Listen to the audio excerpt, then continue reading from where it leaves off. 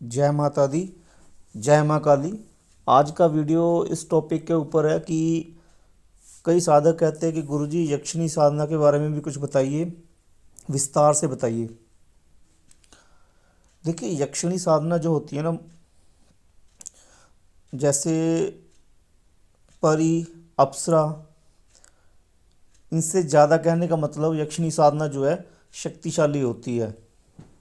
अब वो पूछेंगे कैसे? क्योंकि देखिए, जो परी और अप्सरा है ना, ये कभी युद्ध नहीं करती। ये सौंदर्य की साधना है। जो यक्षिणी है, ये उग्र साधना है।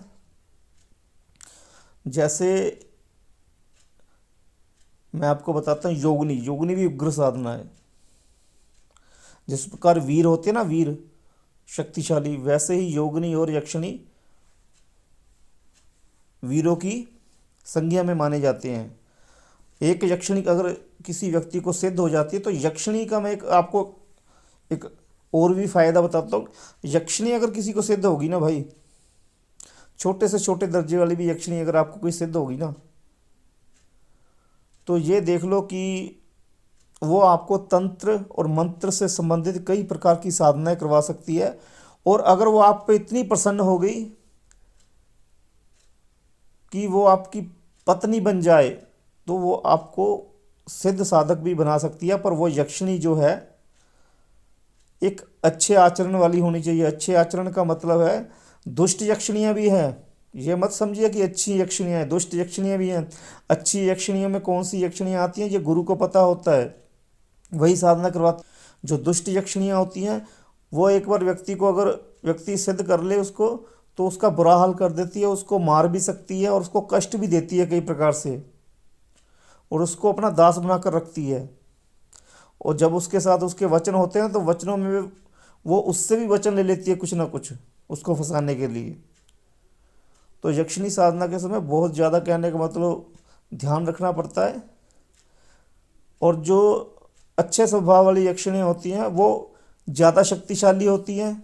ये मैं आपको बता दूं कि जो सबसे ज़्यादा शक्तिशाली यक्षिणियाँ हैं, वो अच्छे स्वभाव वाली हैं। पर वो पहले आते समय व्यक्ति को कई प्रकार से डराती हैं, ताकि वो साधना से उठ जाए और उसकी योग्यता पर जो उसकी योग्यता है उसकी भी वो परीक्षा लेती है कि ये हम हमारी साधना कर रहा है, कल को हम इसको शक्ति प्रदान करें, उसको सहन कर पाएगा, ये उसके लायक है ये, तो वो परीक्षा भी लेती है। ठीक है ना। गुरुओं की कई प्रकार की ऐसी गुप्त क्रियाएं होती है जिससे यक्षिणी प्रेम पूर्वक सिद्ध हो सकती है। यक्षिणी प्रेमिका, पत्नी, बहन, माँ, 4 रूपों में सिद्ध होती है। ठीक है ना। और अगर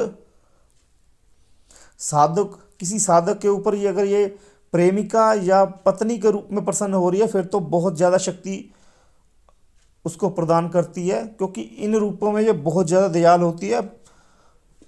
माँ और बहन के रूप में जो शक्ति होती है इनकी, वो एक सीमित होती है।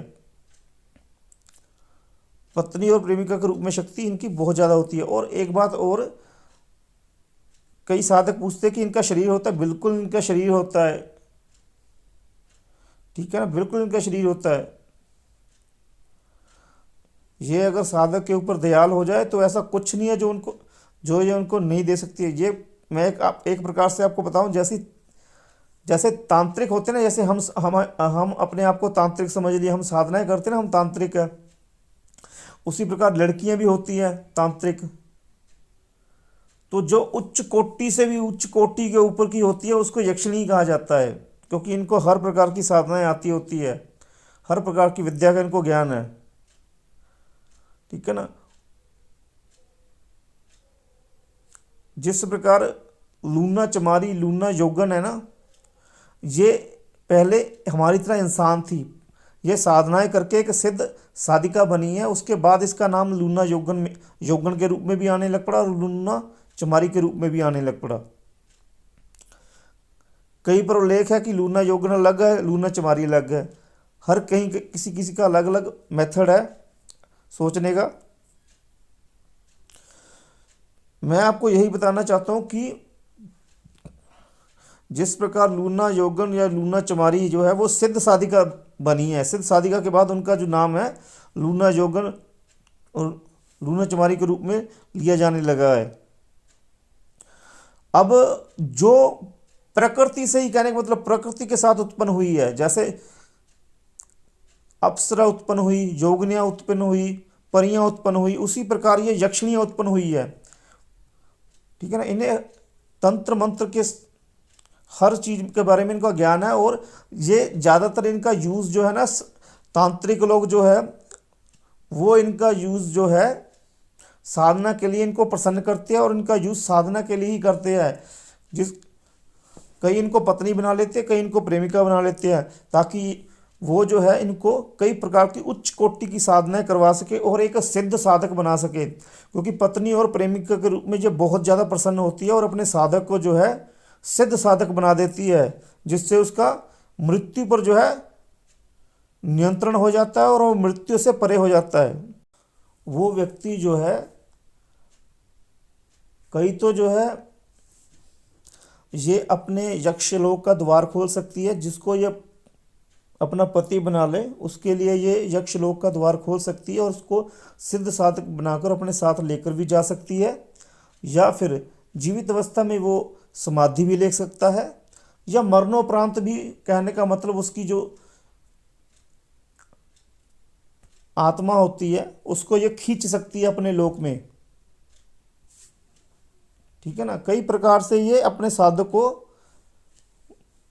मृत्यु पर विजय प्रदान करवाती है। ये तंत्र मंत्र के कई, कहने का मतलब गूढ़ रहस्य जो हम जानते भी नहीं है उनके बारे में भी जानती है ये। ठीक है ना। अब वो साधक के ऊपर डिपेंड है कि साधक जो है इसके लोक में जाना चाहता है कि नहीं, सिद्ध साधक बनना चाहता है। कई कहते हैं कि सिद्ध साधक बनना है, आप हमारी गति में जो है किसी प्रकार की विघ्न उत्पन्न ना करें, यानी जब हम मर जाएं अपना शरीर छोड़ दे तो हमारी आत्मा को आप अपने लोक में ना खींचे, हम जिस लोक में जाना चाहे अपनी मर्जी से जा सके। कई जो है सिद्ध अवस्था में समाधि ले लेते हैं और इसके साथ चले जाते हैं। ठीक है ना। कई जो है सिद्ध साधक बनकर कई समय तक जो है हिमालय की गुफाओं में रहते हैं और साधनाओं में जो है समाधियों में चले जाते हैं। ये एक गूढ़ ज्ञान है, इसके ऊपर वीडियो बहुत बड़ा लंबा हो जाएगा। मैं आपको यही बताना चाहता हूँ कि यक्षिणी एक बार सिद्ध कर लोगे ना तो कई प्रकार की शक्तियाँ आप सिद्ध करने के लायक हो जाओगे, और एक आपके साथ आपके एक सहायिका, जिसको कहते हैं ना एक साथी, जो आपकी हर प्रकार से साधनाओं में सहायता भी करेगा और रक्षा भी करेगा आपकी। तो ये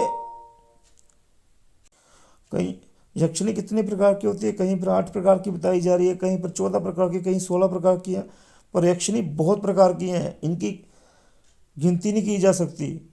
हर गुरु के पास अलग अलग ज्ञान है, और इनको सिद्ध कौन कर सकते हैं सबसे ज़्यादा जल्दी? राक्षसगण। ये भी आपको बात बता दूं कि जो राक्षसगण के लोग हैं ना वो इसको बहुत जल्दी सिद्ध कर सकते हैं, उनको बहुत जल्दी सिद्ध होती है ये। ठीक है। उन पर